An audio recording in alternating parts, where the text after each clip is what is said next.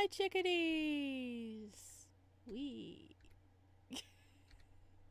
How are you doing today? I hope you're doing good. I decided it was time for us to dive back into some Danmei. It's been a few weeks.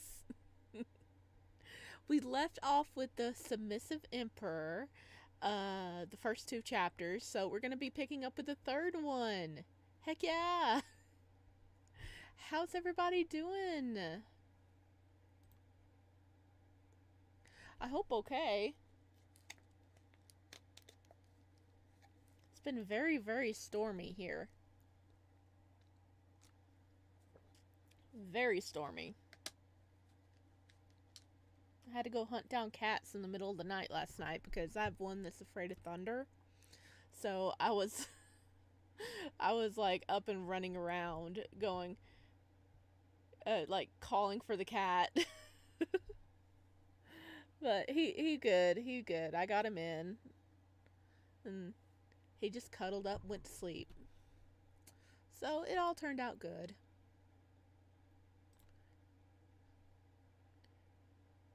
Alright. We're going to go ahead and jump in. If you haven't seen the other stream, I suggest you check it out sometime. But we haven't gotten that far into it. We're only on chapter 3. So pretty much what happened is the main character, Jing, he yeah, his family doesn't like him.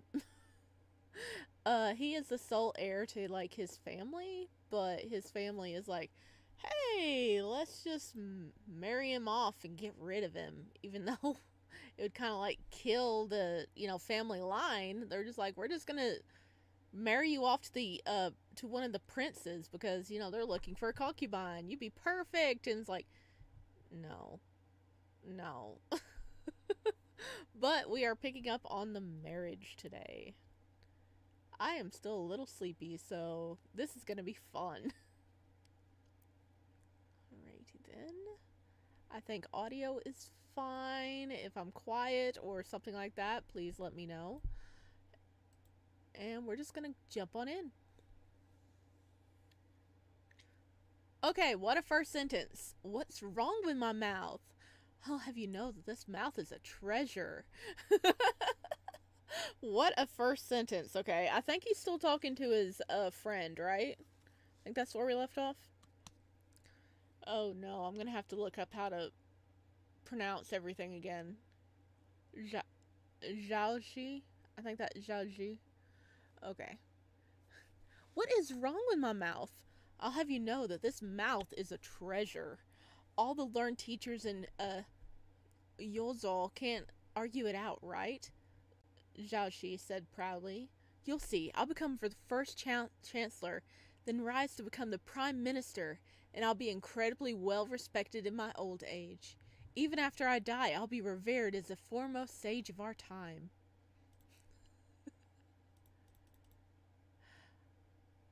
Luo Jing's chest hurt from trying to hold in his laughter. He coughed lightly into his fist. Yeah, that's the spirit, but if you want to be the foremost sage of our time, you have to persuade someone first. Who? Zhaoxi asked, his interest piqued. The Taoist princess, Jing, of the Green Lotus Temple. It's in the south of the city, Luo Jing said conspiratorially. What are we playing at? Huh? Zhaoxi stared at him confusion, then pursed his lips. The Green Lotus Temple is a nunnery. Why would I go look for an old nun? Aha, let me explain. Luo wiggled his brows and crooked a finger at Zhaoxi, motioning him to come closer. This'll be fun, Zhaoxi said, grinning widely after hearing what Luo Jing said. What? What is our boy plotting with a nunnery?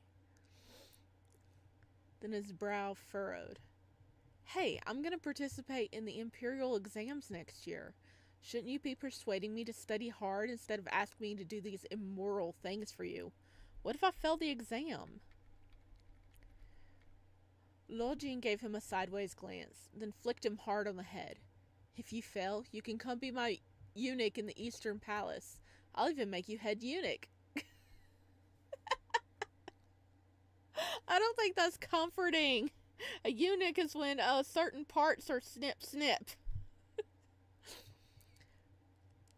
Zhao Xi pressed his hand to his head where Lao Jing had flicked him, and Gao Yi carried him over by the collar over the walls of the residence in that same position. As this was happening, Zhao Xi seriously considered the question of what would enable his career to progress faster. Becoming the head eunuch in the Eastern Palace, or getting first place in the imperial examinations and climbing the rungs of the government thereafter. Suddenly, he realized that actually, he was there to help Lu Jing think of solutions to avoid the marriage to the crown prince. Why was he being thrown out unceremoniously like this? Shiji, the old Nung Ninjing, came again this morning, and only stayed for a short period of time. Junja? I need to look. I already forgot how to pronounce everything. Oh no. Junja is like our personal assistant. Reported quietly to the bedridden Lo Jing. She carried a bowl of medicine in her hand and offered it to Lao Jing as she spoke. Okay. The reason, in case you guys forgot, the reason Lao Jing is bedridden at the moment is because he said no to his dad about getting Draco! What are you doing? Hey, no! Get down! Oh my gosh. Sorry, my cat is getting into everything over there. But what? Oh yeah, we were talking about Lo Jing. The reason he is bedridden at the moment is because his dad beat him within an inch of his life. Yeah. Because he was like, no, I don't want to get married. Are you insane? And he's just like, whip him. So he can't really move around right now. So he's not able to like run away from the royal marriage he's being forced into. So yeah, that's why he's bedridden. He's really got like all kinds of lashes and stuff on him. Okay. Lao Jing smiled, nodding slightly. His eyes then fell on the bitter medicine being pushed towards him, and his smile froze on his face. My injuries are external. Drinking medicine won't help. Nope. Zhensha refuted, placing the little fist-sized bowl firmly into Lao Jing's hands. Yongqi, I think, says you also suffered internal injuries, and if you don't drink this medicine, you'll be coughing blood. Oh, Yongqi is one of the people that was given to us by our grandpa. That sounds so bad, but it is explained in the last part.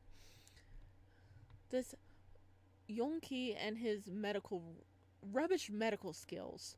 Lo Jing curled his lips in disgust, but with Zhenjia watching him like a hawk, he could only hold his breath and swallow his medicine quickly in one go.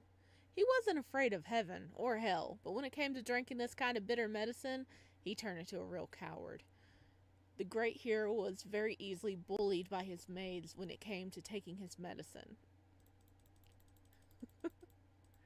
The days passed quickly, and before anyone knew it, it was the second day of the 9th month. The day of the big wedding. The time was too short, and Lo Jing's wounds were far from completely healed. The Angugan, Lao Jinyol, that's his father, himself had not anticipated that the emperor would be in this much of a hurry to get the wedding done. At the time he came up with the idea, he had thought that the wedding would most likely be held in the spring of the following year. And even if things were rushed, there would still be at least 3 months to prepare for the wedding. Who knew that they only had half a month? If that good-for-nothing son of his embarrassed himself during the wedding ceremony, he, the Angogon, would definitely lose face. Yes, I'm probably I need to look up how to pronounce all this. I did last time and I totally forgot because, you know, I only have fluff in between these ears. I can't retain anything. Angu Gong? I might look that up real quick. Oh no, I can't highlight it. No. Alright, let's look it up real quick.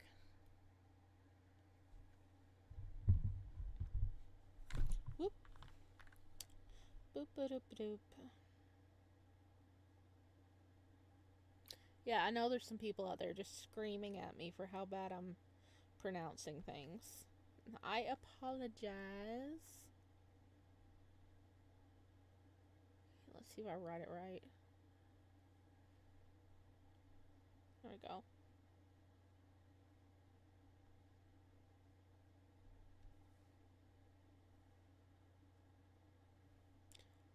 Angugon. Oh, well, I got that backwards.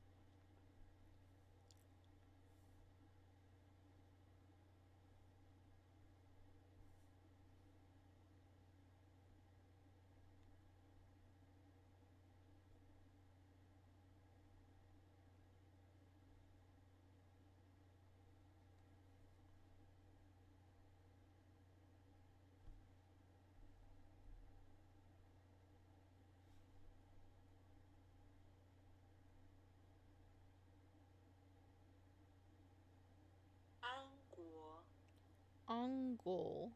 Hey, I was right. Kinda. Angul.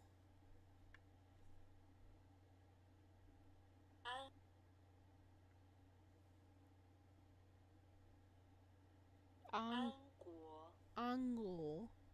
Angul. Angul. The Angul Gong. Ah. Okay. Okay, I get it. I get it, lady. I'm sorry. Okay. Angul. Take this. If things get really bad, take one. Lao Jianyu said, throwing a white jade bottle to Lu Jing, who was clad in scarlet wedding clothes.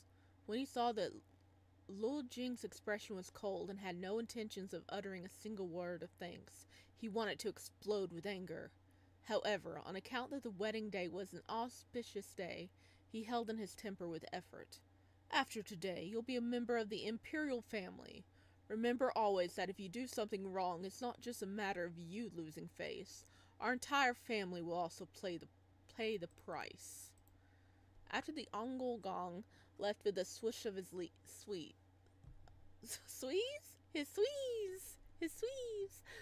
left with a swish of his sleeves, Lu Jing turned the small jade bottle over in his hands and then poured out the small medicine pill, sniffing it. It was exactly the same as the one he kept in the secret compartment of his bed. A cold smile danced on his lips. Even on the battlefield, where it was a matter of life and death, men would think twice before taking this. The side effects were very severe. This drug was actually a cocktail of poisons. Also, this drug could at best help him get over the wedding ceremony without incident. But there would be still the issue of consummating the marriage. Did his father think that the crown prince would miss wounds that covered his entire back on his wedding night? And how was he supposed to have any kind of relations when he was so badly injured? Marriage was always a massive affair regarding the social class or status, but marrying the crown prince was a particularly complicated undertaking. The Ministry of Rites and Palace Service had come a day in advance to make preparations for the fetching of the bride. Temporary outposts had been set up outside the Ongulgong's residence for the officials' use. The Ministry of Internal Affairs sent a eunuch to teach Lao Jing the necessary wedding etiquette. The rites of marriage for the crown prince consort was the same as that for an empress, meaning that it was incredibly complicated and cumbersome. Lu Jing's body was still in bad state, and the exertion of preparing for the wedding had already worn out the day before. There was no rest for the weary, unfortunately. He still had to get up at the crack of dawn the next day, and as the day wore on, his face became paler and paler. The rules that were when the crown prince married a male consort, he could only have eunuchs dressing him, and the eunuch attending to him just had to be the head of the Ministry of Internal Affairs, Xinlian. In the 10 years of the Chond Emperor's reign, the Ministry of Internal Affairs had grown in power and influence, so much so that its head was essentially on par with the ministers of the right and left. Castrated men were often vicious and temperamental, and Lo Jing had no choice but to muster up all the energy he could to deal with Xinlian. Xinlian was a 40-odd year of... Oh my gosh, what is words? Xinlian was 40-odd years of age, but looked much younger than that due to a lavish life he held. He had a slightly gaunt, pale face, and a smile always bore a slight chill. "I'm sorry to have to trouble Eunuch Shin over a trifle like this," Lo Jing said, standing to greet Xinlian. "Don't mention it. The crown prince is marrying his consort, and it's an auspicious occasion. I'm also here to get some good luck," Xinlian said with a smile. "Kelma, hey, welcome in. How you doing today?"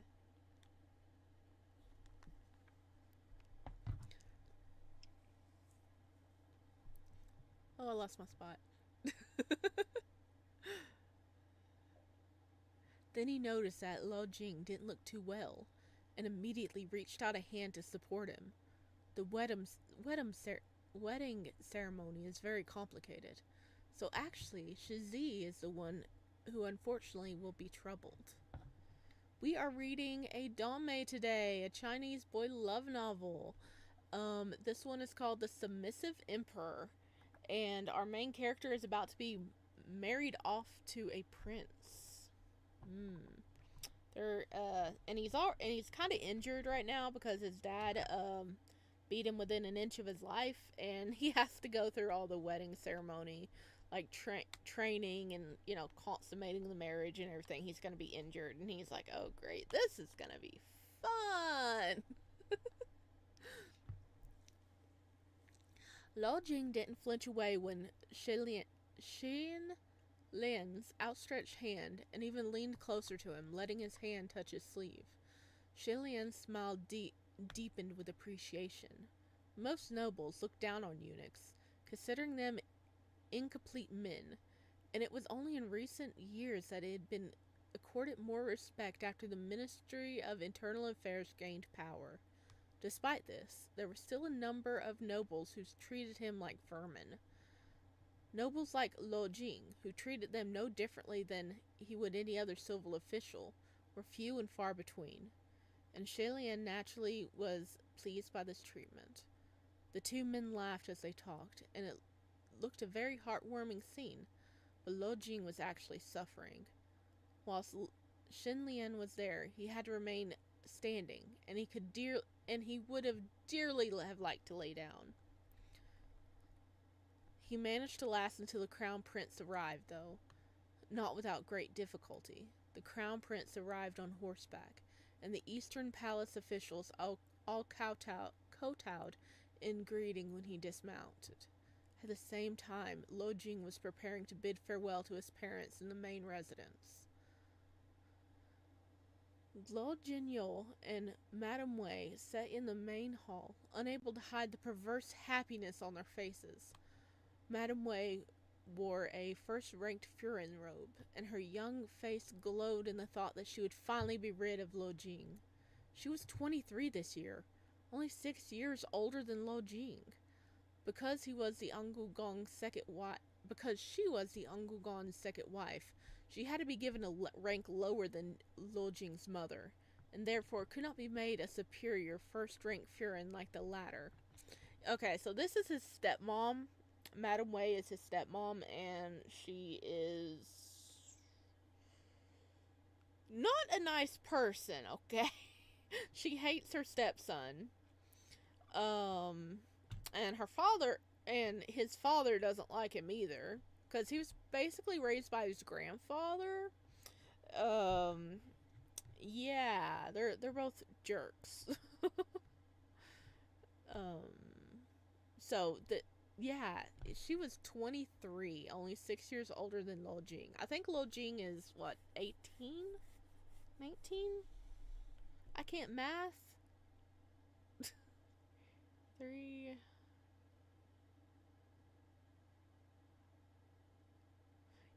Okay, he's 17?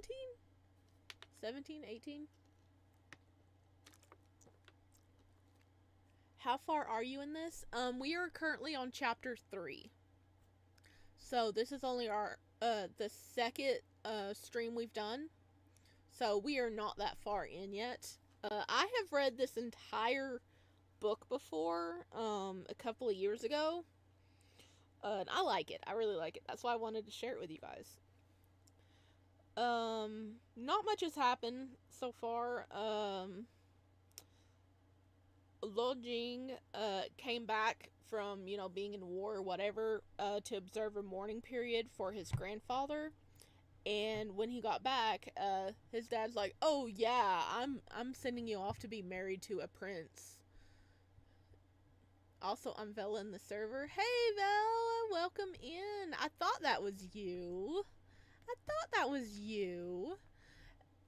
But his dad was like, "Oh yeah, guess what? I'm marrying you off to a prince." So, pretty much shooting the family in the foot in a way, because he's the only heir at the moment. He's the only heir, so if he becomes, the prince consort, married to a prince, he wouldn't be able to inherit his own family's land and title and everything. So he was like, "Dad, you are kind of crazy. The family name is gonna die out and everything. Why are you doing this?" And his dad got mad at him and beat him up. So yeah, not much has happened so far in this universe. Something interesting is because of how concubines and everything would always be vying for power, and had caused like downfalls before. There's a rule in this oh my gosh, I can't speak. I am so sorry. There's a rule in this country that the empress has to be male. So it's really cool. So it's like required for the empress to be male and then raise the next prince. I explained that very wrong. I suggest you check out the other one when you have time. But okay, we are getting ready for the wedding right now. He hasn't even met his husband yet. He's just like, "Oh yeah, you're being married to the prince," and they're like, "What?" Don't worry, the prince is really cool. I like him. And it's called the Submissive Emperor. So actually the prince he's marrying is gonna be the bottom. I think the father is actually trying to kill the family name. Possibly, or he knows something we don't. Let's see. Okay, yeah. Talking. Lo Jing stood in the main hall, looking at Madame Wei.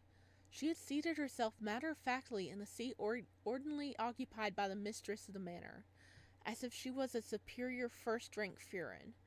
Lo Jing's eyes swept over the empty sandalwood table between them. "How am I to make my farewells to my parents if my mother's ancestral tablet is not in attendance?" he inquired innocently. Madame Wei's brilliant smile froze immediately, and beside her, Lo Jignol reacted the same way. Your mother is right here. What nonsense are you spouting now? He roared. Father, don't scare me on this auspicious day. My mother has been buried for 5 years. How could she possibly be seated here? Lo Jing asked, widening his eyes innocently, pretending to be horrified. Go get my mother's tablet. What are you waiting for? He said to the steward standing at the side of the room. After his father married Madame Wei, he could have been addressed as mother, but because she never treated him well and certainly had never treated him as a son, he insisted on calling her Furin instead of mother. I read the novel in the future. I know it's available in English, but I like reading in Chinese. Oh, you can read in Chinese? That's like really cool. Yeah, this is a fan translation right here. It hasn't officially been licensed for English. Outside the main hall, the crown prince had already entered the courtyard. If we may, the bridegroom's attendant sang out, announcing the crown prince's arrival. Zhao Qingjong, I might have to look that up. Zhao Qingjong requests to fetch a bride, a calm, clear voice said. Meanwhile, the male bride had yet to bid goodbye to his parents. Anxiety was increasing rapidly within the main residence, but Lo Jing couldn't care less and continued to stand casually in the middle of the main hall, looking at Madame Wei. The latter's face grew increasingly white and pinched with stress. Lo Jing was gratified by this, so much so that he felt a proportionate decrease in pain the more stressed Madame Wei became. Well, whilst everyone was waiting for Lo Jing's mother's tablet to be brought in, the crown prince had already accepted the live goose. What? Live goose? When the bridegroom goes to fetch the bride on the wedding day, he has to give a live goose to the bride's family. Okay, free goose. Hong Kong Cayenne goose. From the attendant, and he gave it in turn to the wedding official. Xiao Shen Jun. Okay, thank you. I forgot to do a quick make a guide for how to pronounce everything before this one, because it's been a while since I did a Danmei stream. Thank you. Ordinarily, the wedding official could stand and receive the goose, but because the bridegroom was the crown prince and the wedding official had to kneel to accept the huge bird awkwardly, the crown prince bowed slightly in thanks, and it was only then that the wedding official could rise. All this happened not a moment too soon. As the wedding official got to his feet, Lo Jing completed his farewells and the red veil was put on his head. According to the rules of the Yu dynasty, the only persons who could marry a man were the emperor and the crown prince. As such, other than the fact that the male brides wore a man's wedding robe, the rest of the wedding rites were exactly the same as that between a man and a woman. The male bride still had to be veiled. Lo Jing didn't mind this so much. His injuries hurt badly, and the day's exertions would certainly take their toll.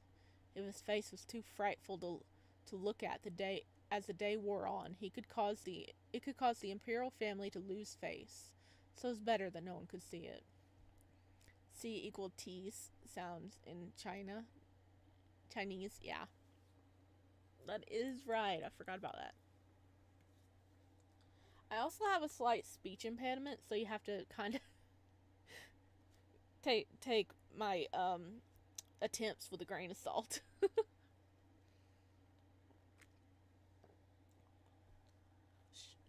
Xiao Xin Jun. Okay. The crown prince's wedding attire was gauzy. apricot-colored silk inner robe covered by a bright red wide sleeved silk robe. When Zhao Xinjun Xin okay, I'm already messing this up. Xiao Xinjun Xian Xiao Xinjun entered the main hall. All Lo Jing could he. Oh my gosh. This is why I don't do them frequently. I freaking love Danmei's. It's just my mouth won't say it. Lao Jing could see under his veil was the corner of his red robe. His presence brought Lao Jing's foremost worry to mind. He could see a way out for most of his problems, like how to deal with his Lao family, and how to manage the imperial politics. But the one thing for which he had no solution was how to live harmoniously with the crown prince as a married couple. He thought hard about it for the whole half-month before the wedding, but he still hadn't come up with anything. Why is his full name getting typed out so often? Yeah. I'm questioning the same thing. Xiao Xinjiang and Lao Jing stood separately to bid their joint farewells to Lao Jing's parents. They did not come in contact with each other at all. As the wedding official sang the formatic phases, Madame Wayne forced a smile and told Lao Jing to be obedient to his new parents, then watched as Lao Jing was helped into the wedding sedan. The imperial wedding sedan was huge. It would not have been an overstatement to say it was like a small house. It required 16 people to carry it, and the interior was covered in a thick red silk padding. 16 people to carry it? Holy crap, that is huge. Despite the heavy padding, Lao Jing felt every jolt of the sedan keenly, and was in such pain that cold sweat ran in rivulets down his forehead. That miracle drug his father gave him earlier could only be eaten once a day, and because its effects did not last for long, he had to wait until he was about to get off the wedding sedan before taking it, or it would not last him the whole of the wedding ceremony. He turned his thoughts to his soon-to-be husband, trying to distract himself from the excruciating pain. Crown Prince Xiao Shunjun was the same age as him. When Lo Jing's mother was alive, she would bring him to the palace to play with the princes. The crown prince was an eye-catching child, not just because he wore the apricot orange robes of a crown prince, but because he always had a serious, regal look on his face, very different from the other playful princes. He already knew how to keep his emotions in check at a tender young age, and Lao Jing found it unbelievable that he grew up to be someone who didn't shine at anything at all. This is for you. In his memory, the crown prince's fair little hand held a wosi candy that was about as big as his palm, and extended it to him. The little face was as tense as usual. When Lao Jing took the candy from the crown prince, he touched the crown prince's hand in passing, and remembered how the hand felt. Very soft and tender. They reminded him of the little rabbit buns that his mother used to make for him, warm with a light, fragrant scent of milk. He wondered what Xiao Xingjun looked like now, and whether he still had the same ebony black eyes he saw as a child. The sedan stopped. While the bridegroom was shooting the 3 auspicious red arrows, Lo Jing quickly swallowed a pill. Part of the wedding rites required the bridegroom to shoot 3 arrows at the wedding sedan, so as to disperse any evil that may have accumulated around the sedan on the way to the groom's house. I love these notes. It's really nice. The sedan's curtains were pulled aside, and two people helped him off the sedan. Imperial weddings were serious, solemn affairs, completely unlike the lively, clamorous celebrations that were typical of a commoner's wedding. The ceremonial drum sounded, and the person supporting him moved to the side. Lao Jing saw a slender white hand with beautifully symmetrical bones extend towards him. The crown prince's consort was a man, and could not be aided by a matchmaker lady as a female bride ordinarily would have been. A man also could not be allowed to touch the crown prince's consort, and thus it fell to the crown prince to personally guide Lao Jing into the wedding hall. That was the end of the chapter. All right, I think we can do another chapter, right?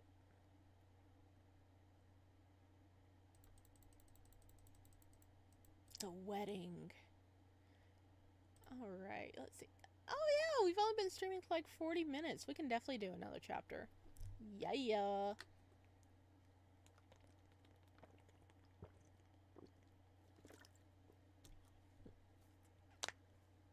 Okay. Getting some stretchies in, getting a little drink of water. Man, I've already drank almost this whole bottle of water. Oh, goodness. Alright. Oh, get your stretchies in. We are gonna do the wedding. Yay! Alright, let's see. Yeah, I can't remember. I hope they like start shortening and just saying, the crown prince a lot as well instead of, his full name. Because, yeah, I understand saying his name, but at the same time, it's like, can you shorten it a little bit? Huh? Let's see. Oh. Alright, let me check this real quick.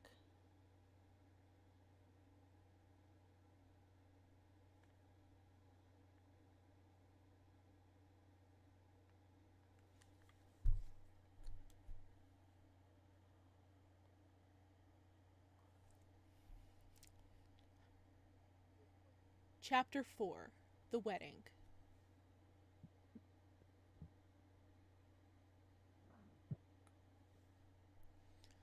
Zhou Jing looked at the elegant hand moving towards him, and suddenly he had a childish desire to know whether it still felt like a little rabbit bun. As such, he took a hold of that hand before it had fully extended. Xiao Shin Jun froze for a second, then closed his fingers around Lo Jing's hand. Was his consort actually feeling nervous? The hand in Lo Jing's was warm and dry, very different from the little rabbit bun hand he remembered. The hand was still soft, but it was the spongy softness of a cake rather than the pillowy softness of a rabbit bun. Lo Jing was satisfied nonetheless, and he let Xiao Shun Zhon pull him forward. However, the moment Lao Jing put a foot forward, needle-like pain radiated from his thighs. Lo Jing had to grit his teeth and walk a few steps before the medicine finally took effect. Actually, there wasn't really anything special about the Crown Prince's hands. They were strong and slender, with clearly defined bone structure, very much like any other scholar's hands. They only looked special to Lo Jing because of the unusual hands he came in contact with. Because the usual hands he came in contact with were the hands of soldiers, which were obviously very different from the Crown Prince's scholarly one, as the Crown Prince's hands usually held ink brushes and not swords. It looked far more soft and delicate than what Zhou Jing was used to seeing. The road the wedding couple had to walk from the Eastern Palace to the Mingde Hall was carpeted in long swaths of red silk, so their brocade boots would not come in contact with dust and dirt. As the sun set in the west, the sky slowly darkened. The imperial family's honor guard, the Yuling troops, held torches in their hands and stood at regular intervals on each side of the red silk carpet. In the darkness, the torches looked like a river of bright stars flowing towards the heavenly palace.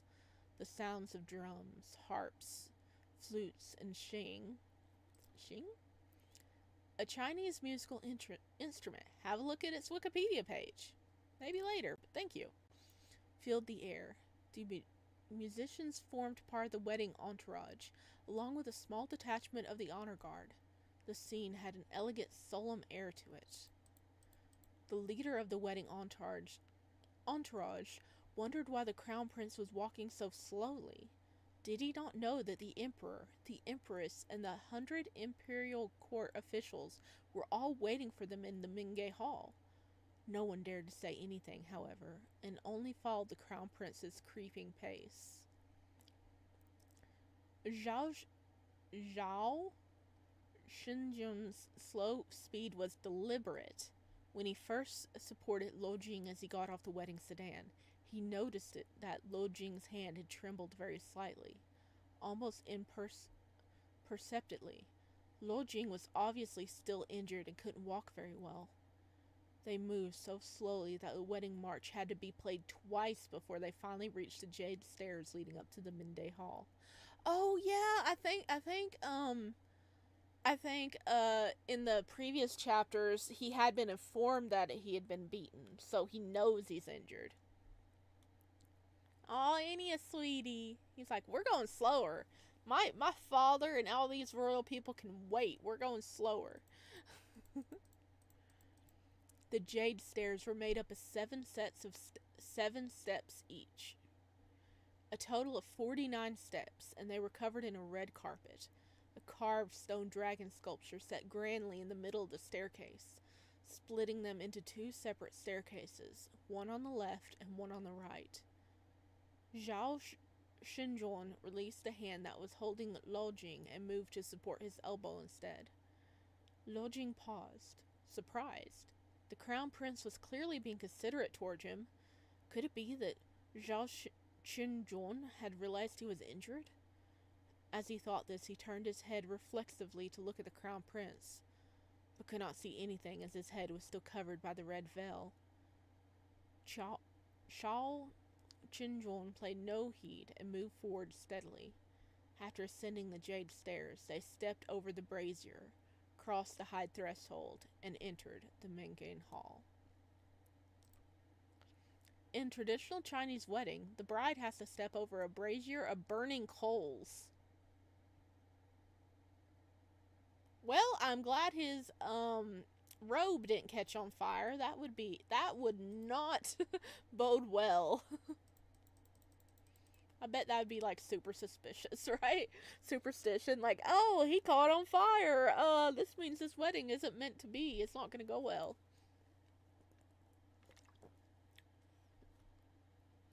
Mingei Hall was usually used as the crown prince's office. It was where he discussed official matters with his Eastern Palace officials. It had a wide hall and had red pillars adorned with the carved dragons at the sides.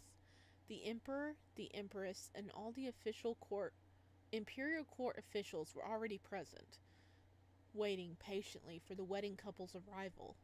The emperor was resplendent in a golden dragon robe with the guan of heaven on his head.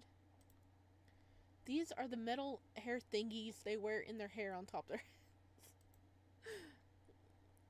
The male empress was equally so, in a golden phoenix robe and the phoenix guan in his hair. They both sat ramrod straight on the throne and watched as the crown prince walked in regally with the consort to be. Upon their arrival, the officials all sank to their knees and kowtowed as one. The royal wedding etiquette was a little complex. While the average person only needed to kowtow 3 times, once to heaven, to earth, and to each other, the crown prince and the consort had to kowtow 4 times. Once to the heaven and earth, twice to the emperor, thrice to the husband's parents, and finally to each other. Kneeling down and getting up was something most people did without a second thought, but to Lo Jing it was pure torture. His injuries were concentrated on his thighs and back, and these were exactly the muscles exercised when kowtowing. Most importantly, every time he kowtowed, he had to remain kneeling for long periods of time, while the wedding official chanted endless formulaic phrases. The medicine's effect was fast vanishing as time wore on. This poor boy is getting like... he is going through it. He is in so much pain. He's like, oh God, no. The couple will now kowtow to each other, the official's bright voice said, resonating through the hall. Luo Jing kowtowed slowly as instructed. When he came up to an upright kneeling position again, he suddenly felt dizzy, and his body swayed involuntarily. Cold sweat erupted all over his body, and no matter how he tried, he was unable to keep his body straight. His muscles simply refused to do what he told them to do, and it seemed that he would certainly topple towards the ground. At that moment, a warm hand quickly reached out to support his arm and surreptitiously picked him up. The hand was soft and warm, the crown prince's hand. Luo Jing was very grateful, but couldn't say anything while they were in the midst of the ceremony. He could only gently pinch the palm of that hand in thanks.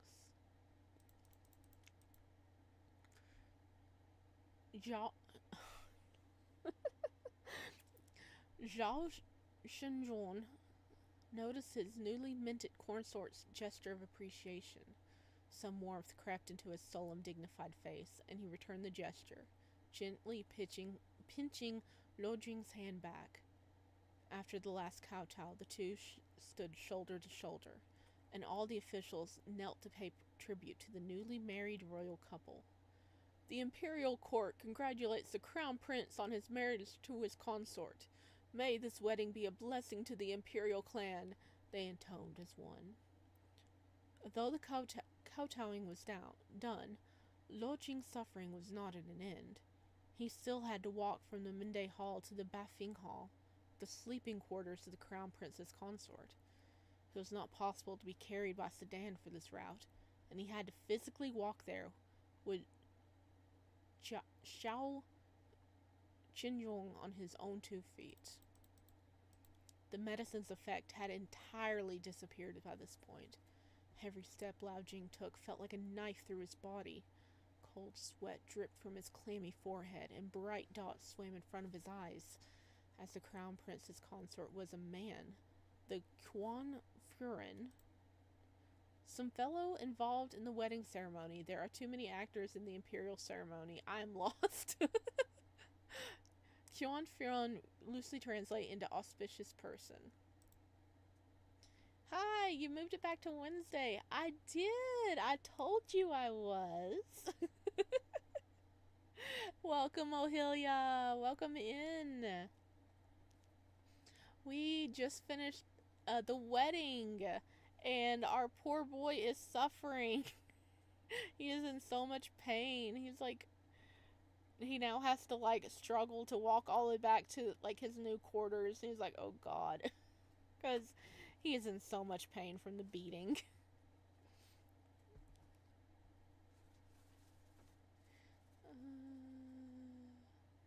Only sent them to the wedding bedchamber and left the newly married couple to drink the ceremonial wine on their own. The door closed behind the Quanfuren, and Xiao Qinzhong raised a hand to unveil his bride. Before he could do so, Luo Jing collapsed straight onto him, and he caught Luo Jing in his arms reflexively. The red bridal veil fluttered onto the ground, revealing a strikingly beautiful face that was presently white as a sheet. Xiao Chongjuan was stunned when he saw Luo Jing's face. He suddenly thought back on the words on a slip of paper he burned. Luo Jing. Courtesy name. Zhou. Okay, it means washed jade. Deemed to have come of age at 15, an exquisite beauty. Well, he's 17 now, I think. It was now that he knew what exquisite beauty truly meant. Clean and flawless as a polished jade in a clear spring. Effortlessly beautiful as a pine tree rustling in the wind. Let's see, what does it say about this?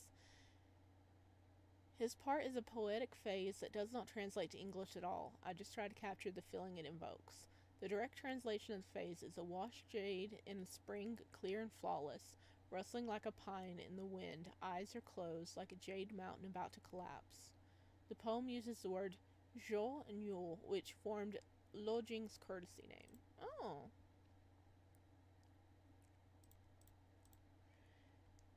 He now had a better understanding to why the Empress had been so insistent on Luo Jing be his consort. His father, the emperor, was not fond of men and favored only his Gyulfe, which made it intensely difficult for the empress to lead the Hyongon. I think I remember this. This is the Consort house, right? The consequence of this was that there was a power imbalance in the Chong Emperor's the Chong Empress, the Hongong, making it inherently unstable. The Empress had probably chosen Lo Jing his. Okay, I gotta take a break. Yes, a Q has a cho sound is confusing. Oh, I didn't make a cheat sheet this time. I forgot. I should have made a cheat sheet and like write down how to pronounce it because I think I did that for the last one.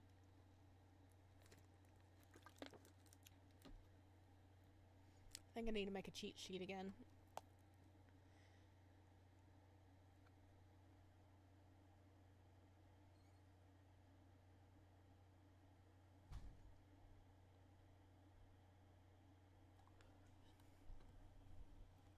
Remember, the Empress is actually male in this universe. The Empress had probably chosen Luo Jing, his stunning face, in the hopes that Xiao Zhong, Shon John, okay, I'm sorry, would develop real feelings for him. Luo Jing's connection to the powerful Ongong military peerage was merely secondary.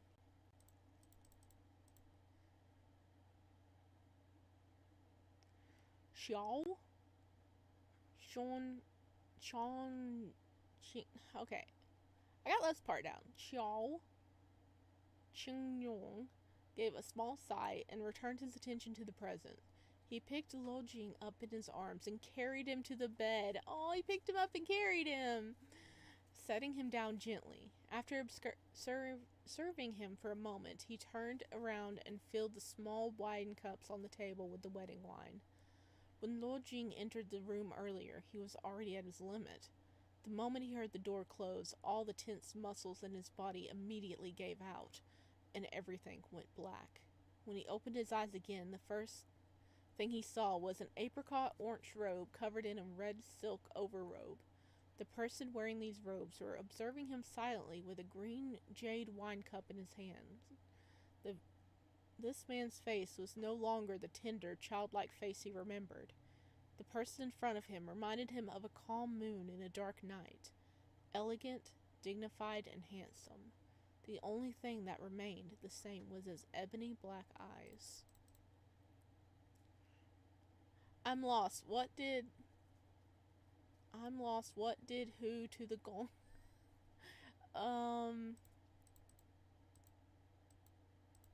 Oh, we're talking about the Ongongong.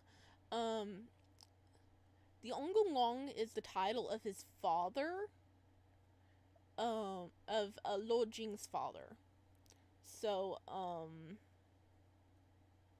Lo Jing was actually kind of raised by his grandfather and is actually off like fighting stuff with his grandfather. And when his grandfather died, he came home for a 3-year mourning period, and the Ongongong is the title for his own father now. It like went to his father. And the Ongongong is his family. He would have inherited that, but he's not now.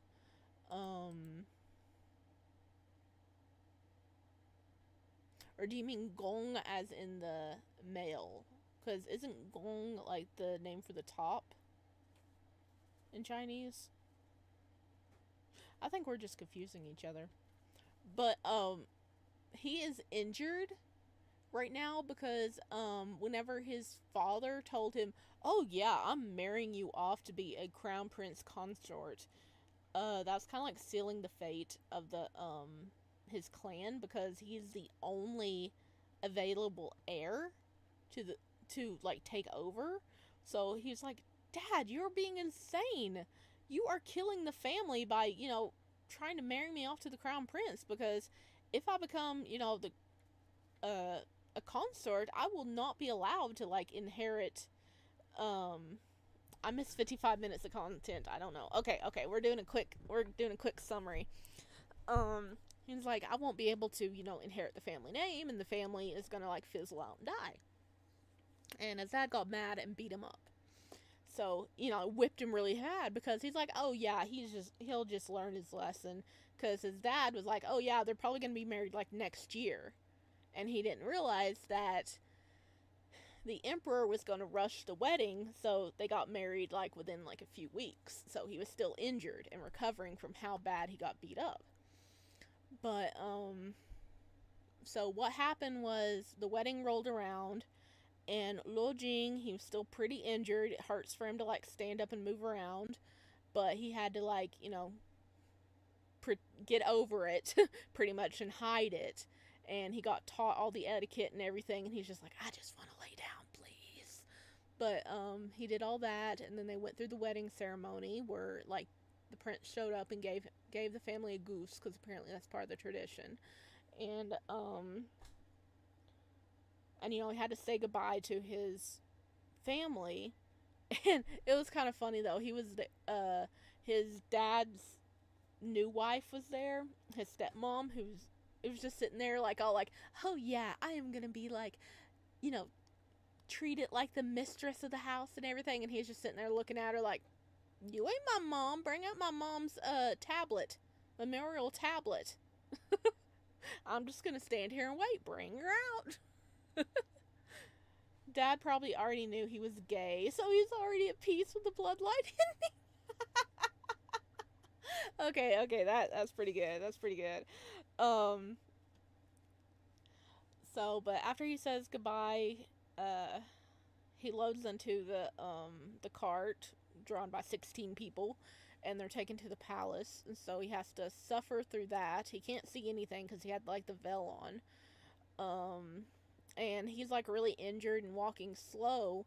And the prince actually knows, I think he got like a message or something that he had gotten beat up. So the prince actually knows the state of his fiance. And so he makes sure they're walking very slowly. And everybody's like, why are you taking so long? And, he's just like, I don't give a crap. And he walks slow, and they have to like do the wedding march twice because of how slow he's going, because he wants to make sure Jing was okay. So our prince is already like a sweetie. Apparently Jing played with him when they were both kids, because the prince was I guess little, so they just let him play with other like noble family members. So he remembers him as a little kid. And this is his first time actually being able to see him, because he had like the red veil on. So he is a pampered top, because I love pampered tops. The prince is actually, spoiler, the prince is actually gonna be the bottom. The submissive emperor. He's gonna end up being the bottom, and Jing's gonna end up being the top. He will be like nice and pampered though. Because our prince is actually very sweet to him, from what I remember. Alright, was that a good catch up? Alright, he has the wine bottles because they need to like drink the wine. Okay, he had passed out, and then he woke up to him just standing there with the wine cup. Okay. This man's face was no longer the tender childlike. Okay, we read that.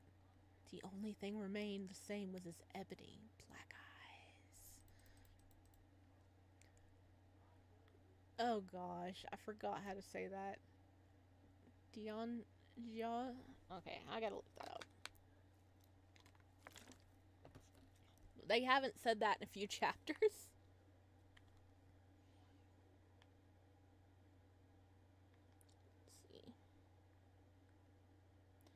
Dun, dun, dun, dun.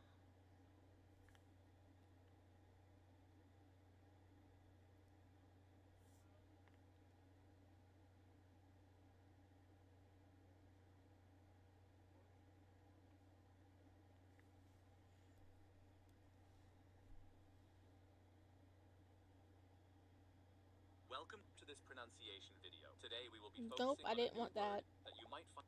Nope, I didn't want that.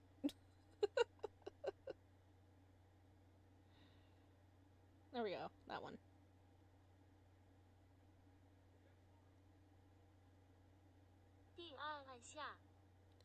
Dion.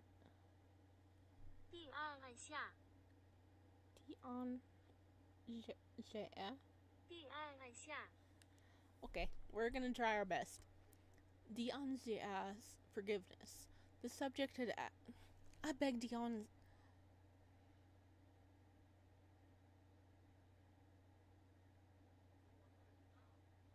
Yeah. Just imagine the little like loading symbol on my forehead just now, okay? I beg your forgiveness. The subject has acted improperly toward you, Lo Jing said, sitting up quickly. The motion pulled at all his wounds, and he grunted involuntarily in pain. No matter, Xiao Chunjong said. His voice was deep and resonant, and had the ability to immediately make one feel at ease. You can rest after we exchange cups of wedding wine, as required. I have to go to the wedding banquet now. We can talk later. As if to confirm that what the crown prince had just said, an eunuch knocked at the door and said, Jianjia, the wedding banquet has begun. Lao Jing half knelt on the bed and accepted the small wine cup. The wedding wine cups used in regular weddings were made of gourds, which symbolized the harmony between husband and wife. These were large and elegant. The ones used by the royal family were instead made of green jade carved into the shape of small calabash gourds, and were very aesthetically pleasing. They both held the wine cups respectively with two hands and bowed slightly to each other, then drank the wine in the cup. When Google makes it harder to pronounce, Chinese is 90% tongue and breath. The pronunciation is so difficult. It is. It really is. I already have a speech impediment, so it makes it even worse for me. But I am trying. I love this. I love Danmei, so I am not letting me not being able to pronounce things hold me back, okay? We're gonna enjoy this. But I am gonna try to make a cheat sheet for next time. Xiao Cheng-jong didn't say anything anymore. He put down the wine cup and turned to leave. Alright, see you in a little bit, Ohilia. Thank you. Guard the residence well. Don't let anyone come in and disturb my consort, he instructed the guards and palace staff stationed outside. He's like, listen, nobody can come in here and disturb him, okay? Understood, they replied in unison.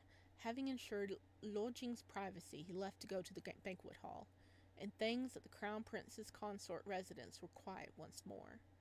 The banquet had already begun. The lively music filtered into the room from afar, which made Lo Jing's quarters seem even more quiet and lonely. Lo Jing looked at Xiao Chongjong's retreating back, somewhat bemused. From the looks of it, the crown prince knew that his father had beaten him. If so, how was it that the emperor was still in the dark about this? Whilst Lo Jing did not have a high opinion of his father's methods, there was one thing he and his father were agreed on, that if the emperor knew that he had been beaten for disagreeing with the marriage to the crown prince, there would be consequences for the whole Lo family. The empress, who had given up a chance to promote his nephew in favor of selecting Lo Jing as the crown prince's consort, was certainly also not hold Lo Jing in high regard moving forward. Becoming the crown prince's consort was technically a matter of high honor. If word were to spread that Lo Jing had been dissatisfied with his marriage, he would certainly be seen as an overly ambitious ingrate. We could talk later, Lao Jing suddenly recalled that the crown prince had said before leaving the room. What did Xiao Chongjong want to speak to him about? Lo Jing furrowed his brows, looking at the dragon phoenix candles. Dragon phoenix candles are special candles used on the wedding day. They are lit in the wedding bedchamber throughout the night. Modern Chinese still buy these as part of the bride's dowry, but I've not heard of anyone actually lighting them nowadays. Ho ho ho! Special candles. Burning brightly in their bronze holders. The wedding date had been set with such urgency that the Eastern Palace should not have had enough time to prepare his quarters. However, looking at the interior of the Bafang's palace, everything was in order. The carved pillows were spotless. The room was beautifully ornamented, and not even a single head bead was missing from the beaded curtains. A thought suddenly entered Lo Jing's head, and he suddenly opened his eyes, feeling as though he were struck by lightning. How was it that the crown prince could execute perfectly the wedding preparations that the emperor had muddled? How was it that the crown prince knew he had been bitten, but the emperor didn't?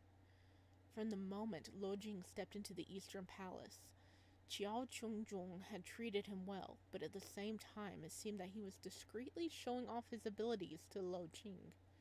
If Lo Jing was smart enough, he would get it, and be his ally. If he were not, then Qiao Qinzhong could easily control him nonetheless. Since he knew that Lao Jing had committed the transgressions of deceiving the emperor and being dissatisfied with his marriage, Lo Jing's lips, which were pressed together in a thin line, curved upward. Slowly, he pulled a large scarlet pillow toward him and lay chest down in a comfortable position. Conspiring with a tiger for its skin was dangerous, but was certainly better than being dragged down by a stupid pig. That's gotta be a saying or something. The moon hung high in the sky when Xiao Qinzhong re-entered the buffing hall in a slightly inebriated state. His eyes swept the room and fell upon his consort, who was happily nestled between the red silk blankets, sleeping like a log. The crown prince couldn't help but chuckle at the sight. Lao Jing seemed completely oblivious in the face of danger. If the sky fell on him, he would probably use it as a cozy blanket to sleep on. Was this fellow such a master strategist that even in dire situations like this didn't faze him? Or did he just have a screw loose in his head? Did he just have a screw loose? That's kind of funny. Alright. We finished 2 chapters. Maybe should we roll on into the 5th chapter? How long has it been? It's only been an hour and 13 minutes. I mean, I could do another chapter, I think.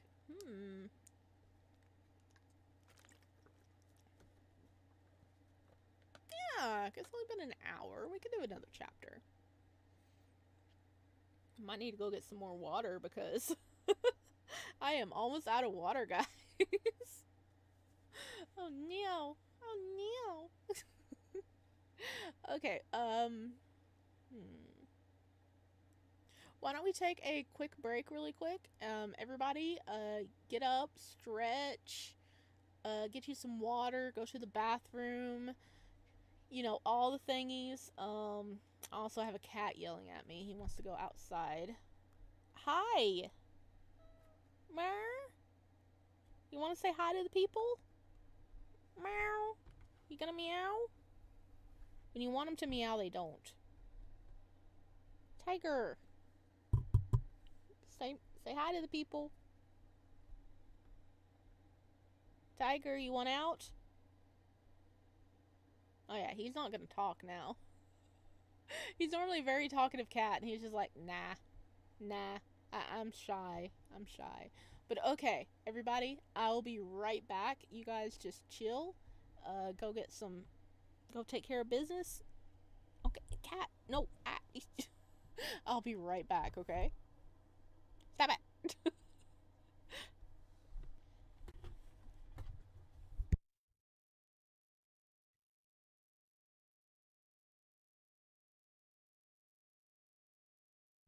I'll be right back, everybody. Go take a nice little stretch break, and I'll be right back.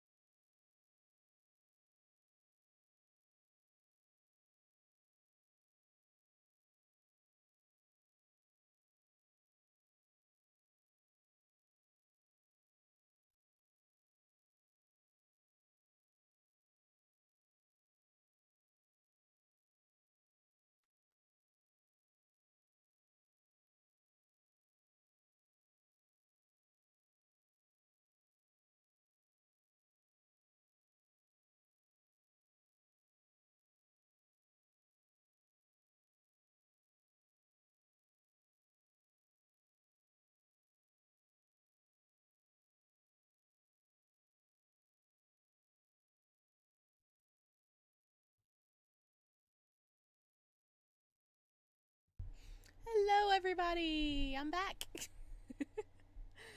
Okay, I had to let my kitty out and grab me another bottle of water.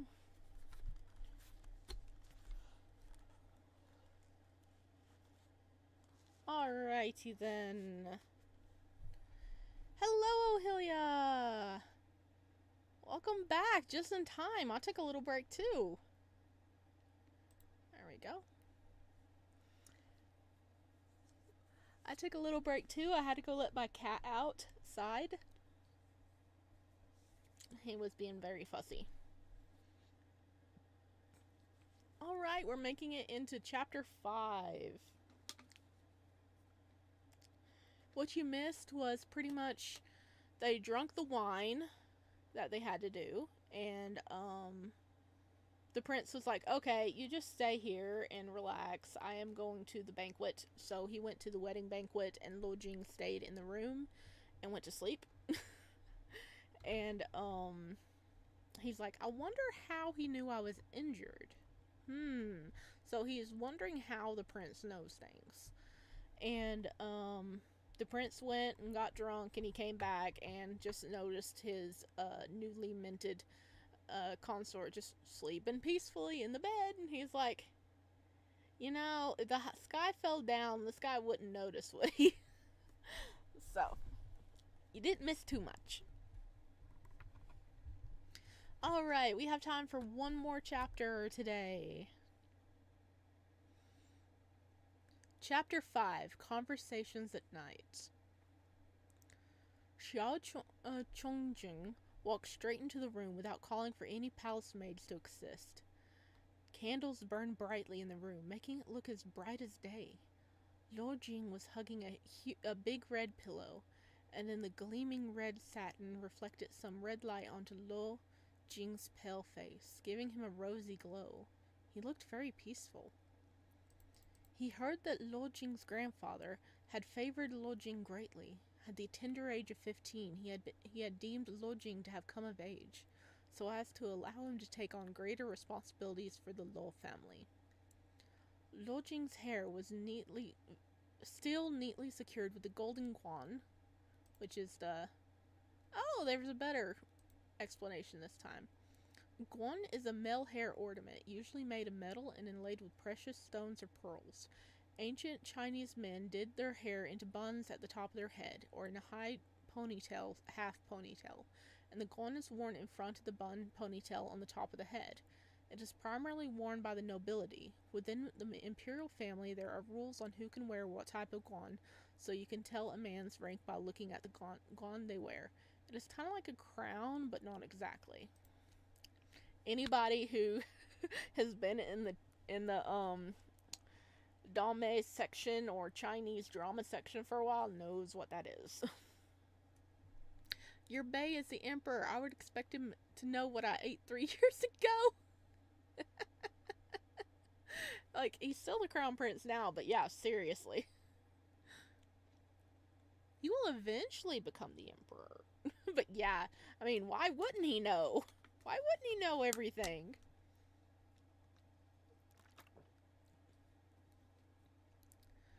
Lo Jing's hair was still neatly secured with a golden guan inlaid with rubies, and the 2 golden tassels that hung from either side of the ornament intertwined with his long black hair that spread out smoothly across his shoulders. Some hair fell softly over his face, obscuring his lovely eyes. Xiao Xinzhong stretched out a hand to push the hair away from Lo Jing's face. Just as he was about to make contact, he froze. What was he doing? His heart contracted a little, and he pulled his fingers back suddenly, as if he'd been burnt. His face became expressionless, and he moved his hand behind his back. He silently reprimanded himself for being beguiled by Lo Jing's charms. That is your husband. You can, like, freaking push hair out of his face if you want to, bud. What he didn't realize was that Lo Jing's hot eyes, hidden behind his hair, had opened just the tiniest fraction the moment he stepped into the room. Lo Jing's senses had been well trained by his years on the battlefield. He had awoken the moment the crown prince opened the door, but had been too lazy to move. Ordinarily, the bride should have been kneeling respectively on the bed, awaiting the bridegroom's return from the wedding banquet. And if she fell asleep during this time, it was considered gravely disrespectful to her husband. Lo Jing had deliberately laid down to test this stern crown prince's reaction. He had not expected Xiao Qiong to react in the way he did.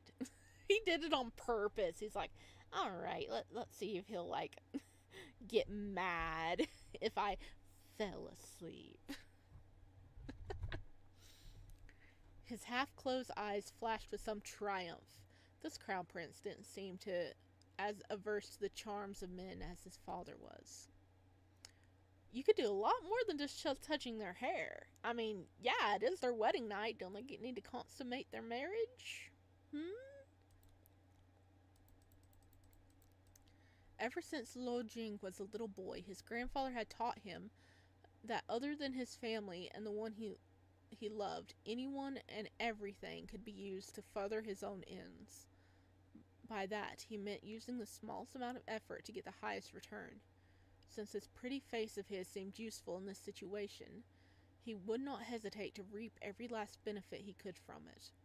Lo Jing slowly opened his eyes, pausing for a moment, then pushed himself up onto a sitting position. This subject was overcome with fatigue and couldn't help sleeping. May Jiangxia forgive this transgression, he said, wincing. He had gotten up too quickly, and the motion pulled on the wounds on his back. No matter, Chao Qingjong said evenly. Let's get people in to help us change out of these clothes. Lo Jing certainly was not going to object to this. Before long, Xiongxia, Yinghui, Qiu, oh my gosh. It's been so long since I've had to say their names. What if he's just sleeping because he thinks he's the bottom but will be the one starting when he's the top? And two other palace maids walked in. Xiongxia and Yinghui had accompanied Lo Jing as part of his dowry. Now that they had entered the palace, they were also considered palace maids now. Xiongxia looked worriedly at her Gigi. When newly married, the brides of the imperial family typically changed their clothes behind the bed curtains out of the groom's sight. However, Lo Jing didn't seem to have any intention of following this custom. Xiao Qingjong glanced at him but said nothing. They are both men, so it seems oh my gosh. Words! What are words? Superfluous to observe that custom. As such, he allowed the palace maids to undress him where he stood, and he was soon clad in only his apricot orange underclothes. He gestured for the palace maids to leave. The two then sat down on the bed, and when the door closed, Lo Jing flopped down on the cushions again. Xiao Xingjun's brows knitted together. Why are your injuries so severe? He asked. When the family's elders disciplined their children, it rarely resulted in serious injuries that affected the Mediterraneans and bones. However, judging by the fact that Lo Jing actually fainted today, Xiao Xingjun was certain that his injuries weren't insignificant. Just check Discord. Mannequin Academy will be getting an update? Really? They said that? Oh, that's awesome. Looking forward to that. When it updates, we'll definitely play it. Like, push all the other streams aside and jump into that. Oh, so happy. Thanks for letting me know that. I'm looking forward to it. I wonder what route they're going to be working on next.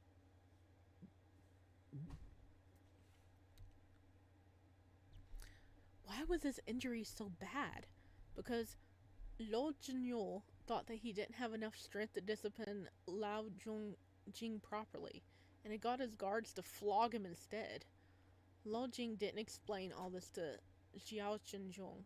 In answer to Dianjian's question, the imperial physician was not called to treat me, and so my recovery is a little slower. Shinjon was silent for a moment. He then pulled out a small black box carved with plum blossoms from a little drawer in his bed frame and extended this to him. This is a balm concocted by the imperial physicians. It stops bleeding, reduces pain, and speed up skin regeneration. Try using this, and if you're still not better, I'll send for the imperial physician.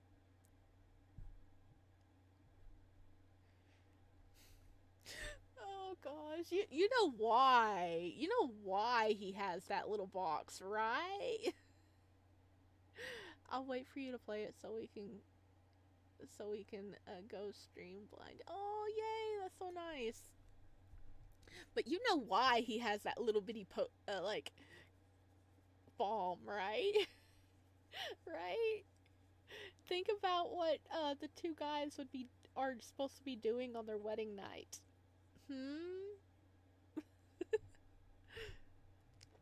Lo Jing lowered his eyes. He had not thought that Xiao Shunzhong would have made such ample preparation, to the extent of even preparing the appropriate medicine to treat his wounds. The smile on his face widened involuntarily, and he pushed the box back to the Crown Prince's hands. My wounds are on my back, and I can't reach them. If I may be so bold, could I trouble Jiangxia to assist me? Xia Shinju was speechless for a moment. No one had ever dared to order him around like this. This Lo Zhongyou was really too bold. Before he could open his mouth to reprimand the latter, he had already undressed himself and was lying chest down on the pillow with his back exposed, all ready for Xia Shinju to apply the ointment.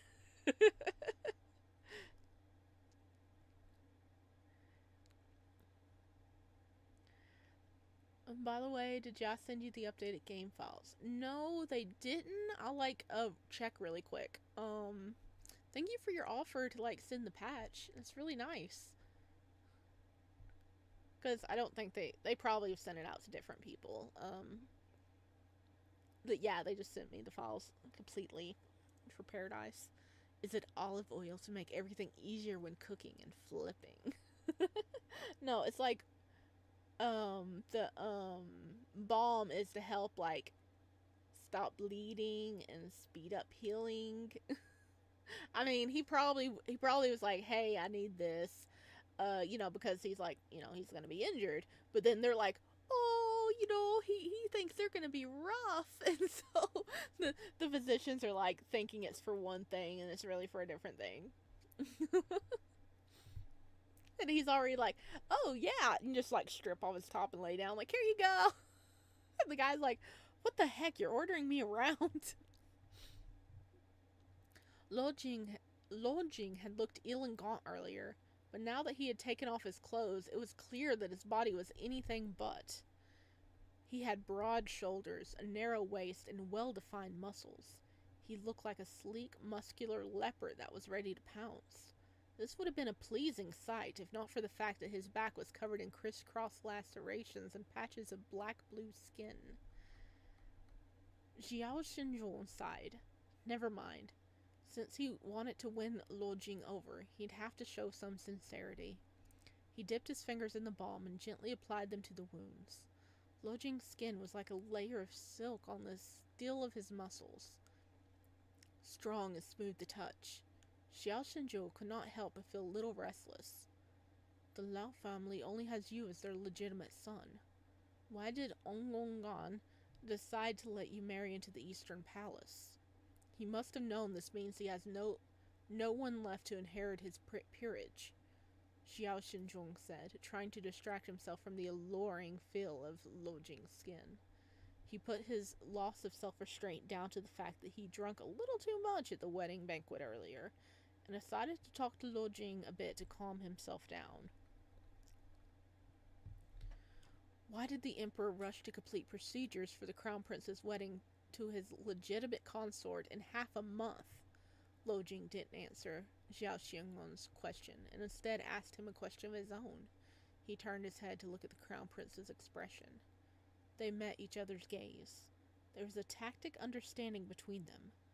They both knew something was up with this wedding, whether on the emperor's side or the Ongonggong side. You and I both are in a quandary. I can help you with your problems, Xiao Shinzhong said. His voice was measured and sincere, the sort that immediately made one trust him.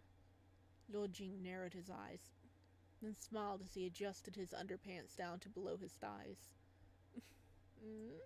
He lay chest down again, waiting for Xianzhong to apply medicine to his legs.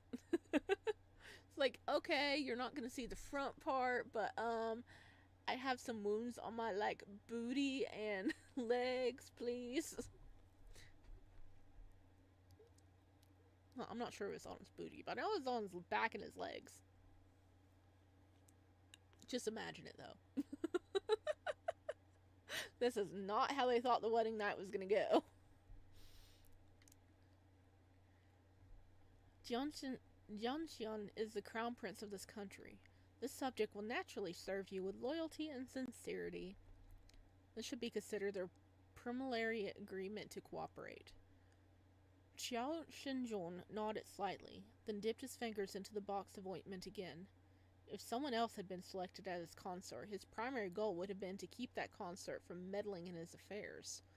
But Zhou Jing was different.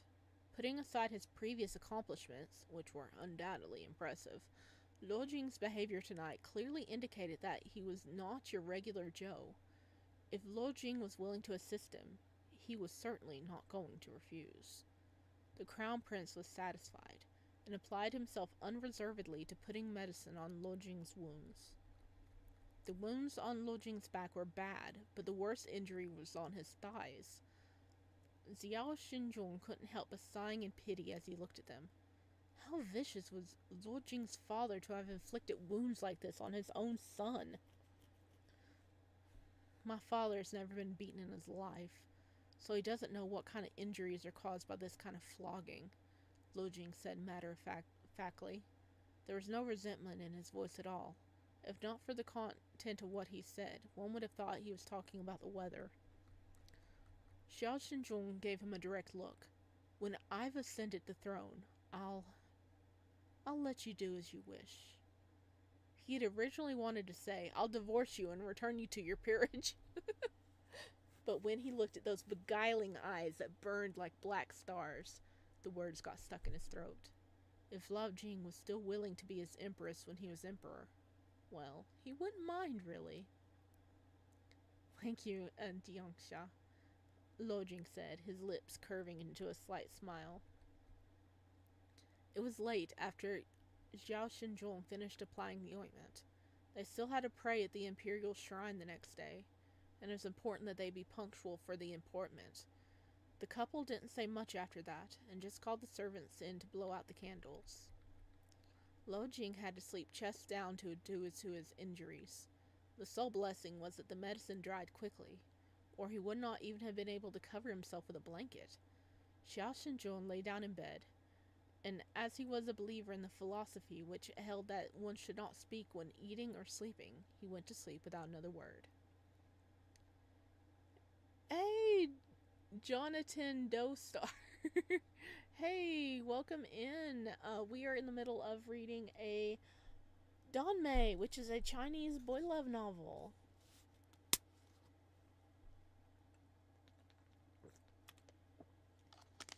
They just got married, and they're just going to sleep.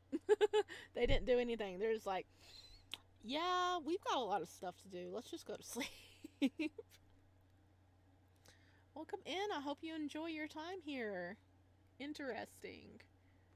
Yeah, it actually is quite interesting. This is chapter 5, so we're not too far in, but we're still in a little bit. They're not doing any pa-pa-pa right now. They just went straight to sleep, so they're not getting in trouble. I'm not really gay, but sounds like a fun time. It is a fun time.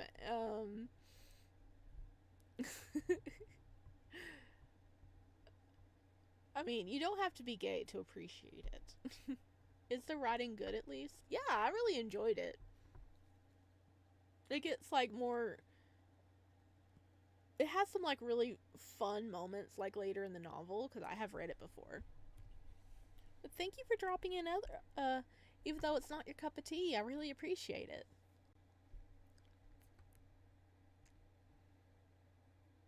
Custom held that the dragon phoenix candles could not be extinguished on the wedding night, and the candlelight filtered in through the scarlet bed curtains, filling the bed with a reddish light. Lord Jing turned his head away from the light and closed his eyes. These 2 days had exhausted him to the bone, making someone with serious injuries do so many meticulous tasks were just pure torture. In future, if any of his subordinates broke military law, he'd have them flogged, then order them to go peel vegetables in the cookhouse. The room quieted down, and all that could be heard was the gentle cracking of the candle wicks as they burned. Xiao Shenjong had drunk alcohol earlier and couldn't sleep. He rolled over to stare at Luo Jing's face. That exquisitely beautiful face was pale and bore the marks of illness. It looked fragile in the candlelight, like a fine porcelain vase. It made one want to take care of it, like a precious treasure. He couldn't resist stretching out a hand to tuck that messy hair at Luo Jing's temples behind his ear. This man was now his wife, and so long as he did not betray him, he would do his best to be a good husband to him. After the crown prince finally fell asleep, the person next to him, who he thought to be sound asleep, opened his eyes. He's just like keep pretending to be asleep. He's just like observing the world. Sneaky, sneaky boy. Luo Jing looked at the crown prince. The latter was incredibly prim and proper, even in his sleep. He couldn't resist squirming a little closer to Xiao Shenjong. The imperial family were all good looking, and Xiao Shenjong was above average even within his family. However, his regal bearing was such that most people did not dare look directly at his face, let alone appreciate his handsomeness. Luo Jing sniffed at Xiao Shenjong, trying to see if he still had the light scent of milk he remembered. All he got was a slight smell of alcohol. Luo Jing was a little disappointed. If he smelt that familiar scent, he might have been pleasantly reminded about the time they met in their childhood. Disgruntled, he gently took one of the crown prince's hands in his, and reminisced about the little rabbit-shaped steam buns that his mother used to make for him. If his mother were alive, she definitely would have objected to this marriage. Right? The husband dude guy seems pretty sweet, though. He is! He is actually a very sweet guy. And, he'll get a chance to, like, because he's always had to be proper and together and serious about everything. So, Luo Jing is about to rock his world. Because Luo Jing is like a little wild child, actually. So, we'll get to see how sweet he is. He really starts caring for him, and it's adorable, actually. And it's a really good book.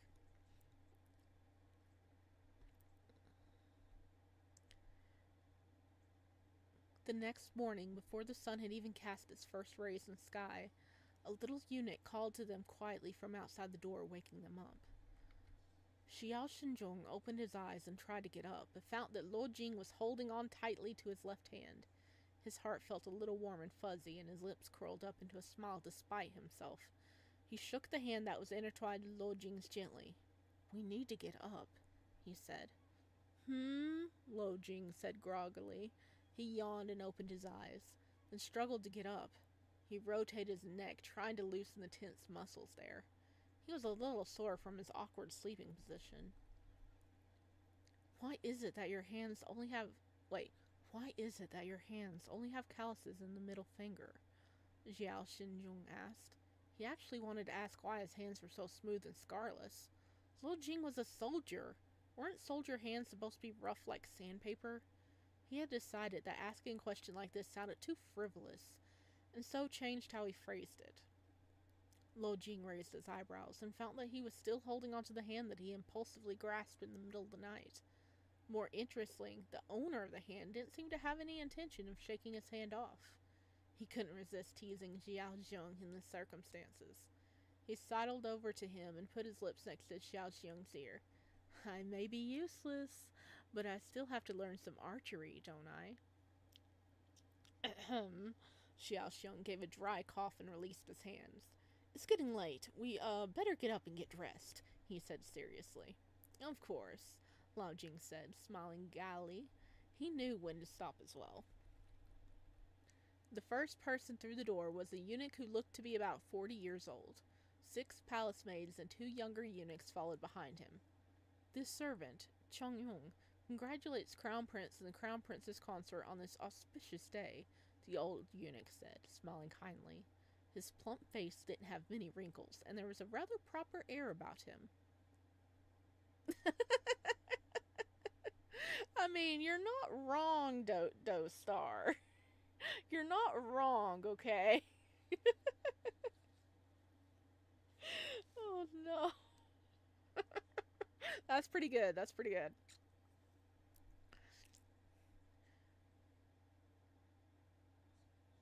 This is the Eastern Palace's head eunuch, Chang Yong. Chao Chunjong said quietly to Lo Jing. Lo Jing nodded from his seat on the bed. After Chong Ying knelt in greeting, he gave a gold embroidered pouch containing 2 gold beads to him. Eunuch Chang, please rise.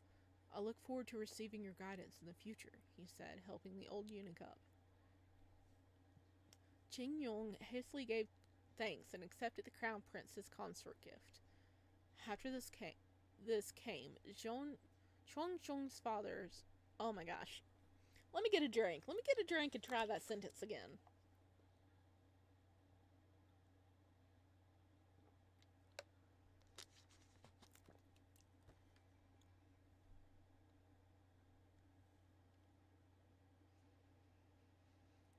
After this came Chao Chunjong's 4 palace maids.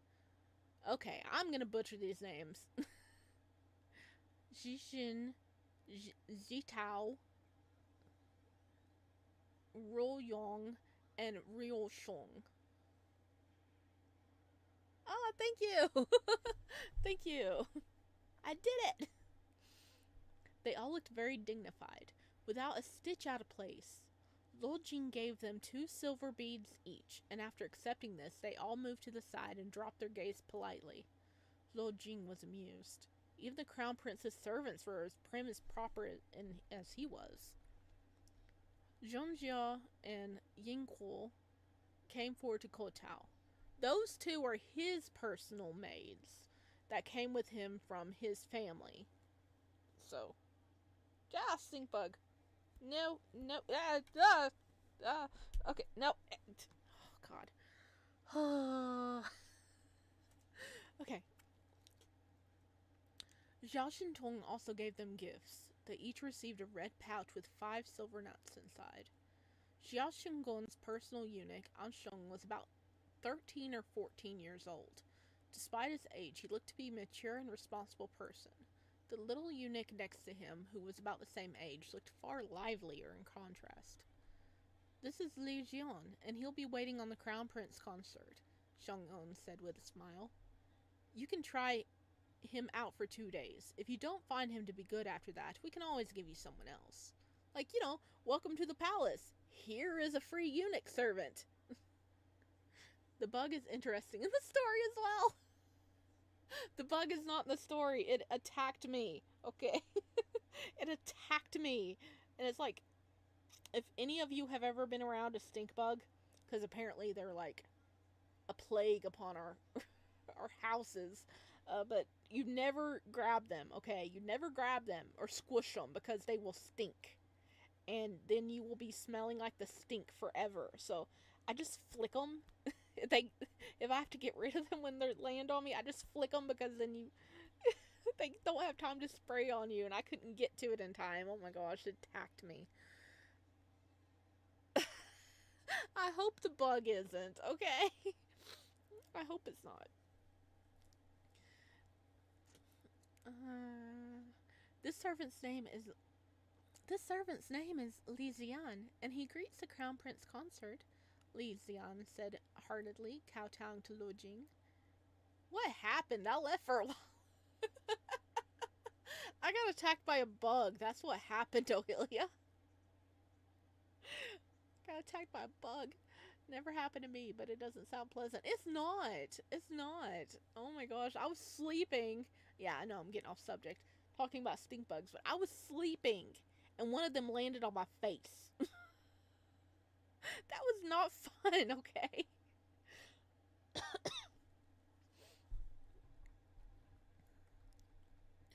Okay, besides being attacked by the bug, what happened was our boys woke up and then all the servants came in and they're introducing themselves. The maids and the eunuchs are introducing themselves to Lo Jong, and he's giving them gifts, which is customary. And they're like, "Oh yeah, here's you a little servant," and they're giving him like a 14-year-old eunuch to, be like to grow up with him and be like a servant to help him and stuff. I got I got stung by an ant. I tried to sting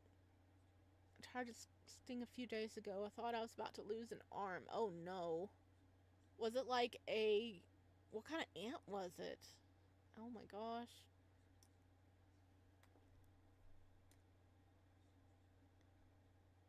Okay, this cat's thinking about it. Okay, he's up on the table, so he might block my screen in a second.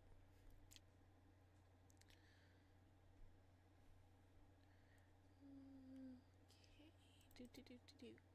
Lord Jing was very pleased that Xi Liang wasn't as dull as Anshan. He'd be bored to tears if the one waiting on him was Anshan, and found the sunny little Legion to be far more to his liking. Yay, we actually finished another chapter! Heck yeah!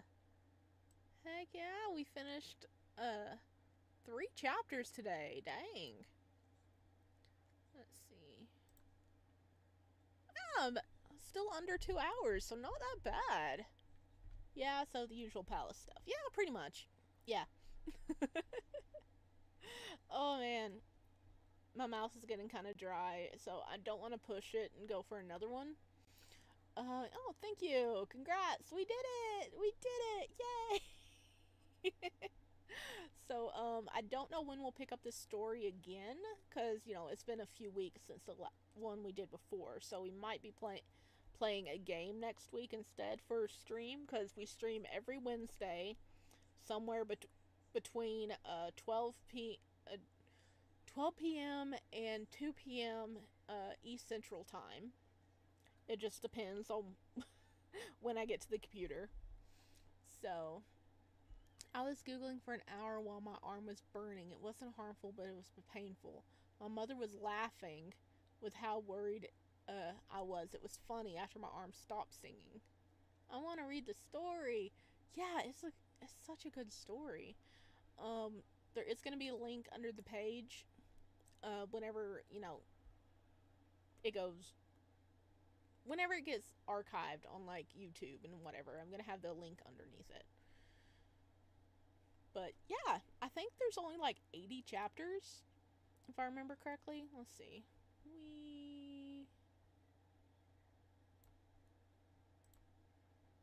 Let's go to the. See, there's the art. Isn't it cute? There's the prince and there's Lo Jing. Okay, there's 102 chapters. So it's actually kind of short story, and here's the official synopsis. I don't think I read it before. Lo Jing, a high-ranking military officer and heir to the military privilege, was forced to marry the crown prince as his male consort. Doing so meant that he'd no longer be the heir to his peerage. The only option left to Lo Jing now is to help the crown prince to protect the emperor against the evil people scheming against him. My empress, please note that I'm technically the husband here, said the emperor. Lo Jing smirked and picked up the emperor in his arms. Of course, your majesty. This loyal subject will make sure he doesn't tire his husband out in bed. So he gets quite sassy. Alright, yeah, there is 102 chapters, and we've gotten 5 done. We are now going to be starting on, actually 103, because a crossover. That's new. I don't remember that one. We'll be starting on chapter 6 next time we pick this up. Well, the description is about last live stream. Yeah. Damn, he kinky. Maybe a little. Maybe a little. It gets good though. I don't think they have any like explicit scenes. Like it doesn't go into a lot of detail about, those scenes, but it's still like a really good read. So I'm very happy to be sharing it with you guys. Alright. I guess we need to go ahead and end for the day. This is like a kind of short stream today. Just under 2 hours. Which, isn't that bad. This will be archived up on my YouTube, so be sure to go over and check that out, everybody. And remember, we'll be streaming next Wednesday. I'm not sure what we'll be streaming yet. I'll probably make a vote about it, put up a poll, and see what people are into for next week. And there we go. I might draw something from this. Do it! Do it! Bless us with art. Damn, this is it then. Yeah. It's only 2. Follower goal met. Holy crap, I met my follower goal of 40 on Twitch. Thank you so much. That is amazing. I really appreciate that. Thank you for the follow. I will be streaming next Wednesday. I'm gonna try to start like streaming multiple days a week. Hopefully see you next week. Yeah, heck yeah. See you next week, Jonathan Dostar. Thank you so much for joining. I hope you had a fun time. Thank you for sticking around for something that wasn't really your cup of tea, but I really appreciate it, and I'll see you next week. Alright, everybody, I am going to get off here and go make me a nice cup of tea, and then I will be starting to work on all the rest of the videos for our channel. Yeah, thank you. Alright. Bye, my dear chicken.